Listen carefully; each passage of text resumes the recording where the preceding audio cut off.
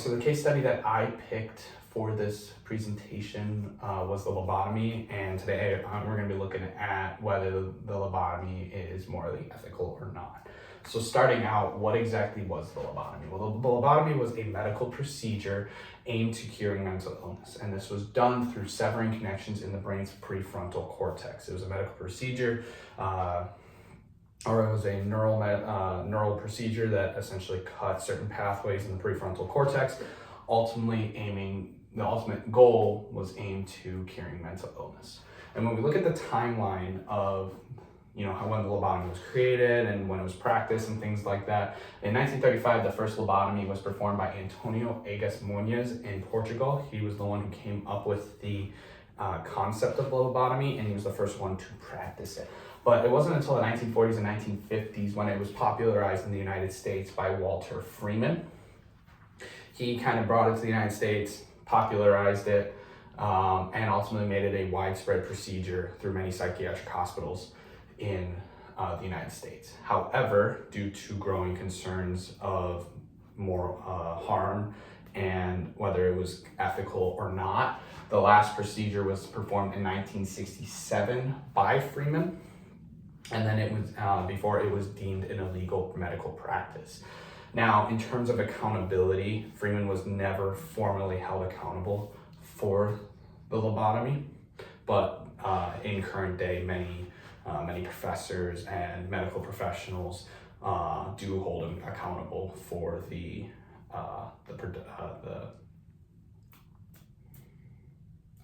practice of the lobotomy in the 1940s and 50s, that he was the reason why the United States made this a widespread practice for that time.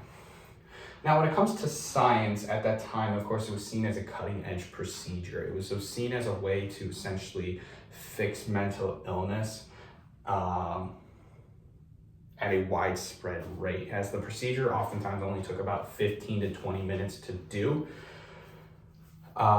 It was seen as a quick fix to mental illnesses, and at the time, psychiatric hospitals were overflooded with patients and were overflooded with with lack of staff and overflooded with patients. So this procedure was seen as a quick, cutting-edge way to cure mental illness at a widespread rate. And so it became a widely readable practice at many mental illness hospitals or many psychiatric hospitals. So what exactly went wrong with the lobotomy? Well, essentially, first and foremost, there was much lack of consent for this procedure. Many patients in the mental facilities or many patients in the psychiatric hospitals were almost essentially forced to get a lobotomy, rather than them actually consenting to the procedure and consenting to this procedure. And it was oftentimes performed without strong evidence of efficiency too as well. There wasn't much evidence backing that it was a cure to mental illness, that this would cure all mental illnesses,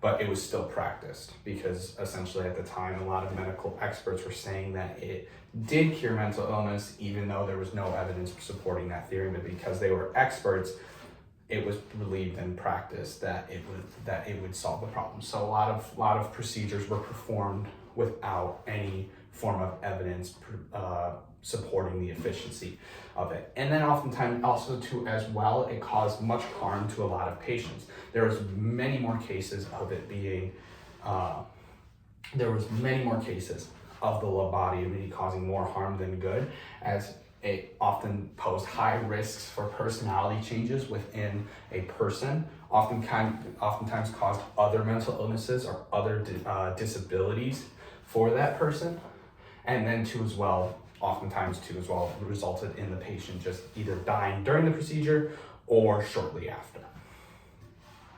So there is an argument, of course, for it being morally good, and there is an argument for it being morally good, and again, at the time, it was intended to reduce suffering in patients with mental illness. Its aim was to fix mental illness, and that can be seen as a moral or ethical reason for it to be practiced. And it also too as well reflected the desire to find fixes for psychiatric problems. Again, as I said before, at the time, it was seen as a quick fix, a innovation in medicine, and a cutting edge way to essentially try to fix mental illness, which is why some people did see it as a moral solution to solving mental illness. And because of this caused many ethical tensions for the practice. And one of them is, utilitarian aim versus individual autonomy. As it was aimed to cure mental illness, which was seen as a way to cure suffering and limit suffering, ultimately promoting utilitarian views. And they used that to justify practicing lobotomy, and they kind of ignored an individual's autonomy or an individual's consent for the overall procedure. And then, of course, scientific authority over patients' rights, because medical experts were saying that this was deemed as a effective procedure to fix mental illnesses. Oftentimes too as well, it was deemed that, hey, this is something that can be done, and it was oftentimes done and oftentimes practiced and performed, and oftentimes they use their expert opinion as authority over a patient's rights and a patient's right to consent and a patient's right to a said procedure, again, oftentimes forcing certain people to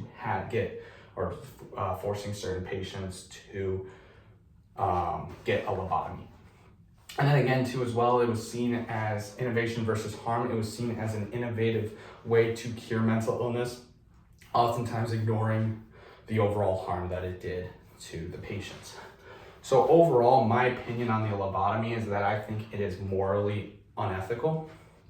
And again, it was an experiment. It was essentially an experimental procedure that had no proof or evidence of efficiency or effectiveness, and oftentimes caused more harm than good for almost all of the patients. And then oftentimes too as well, this procedure was sometimes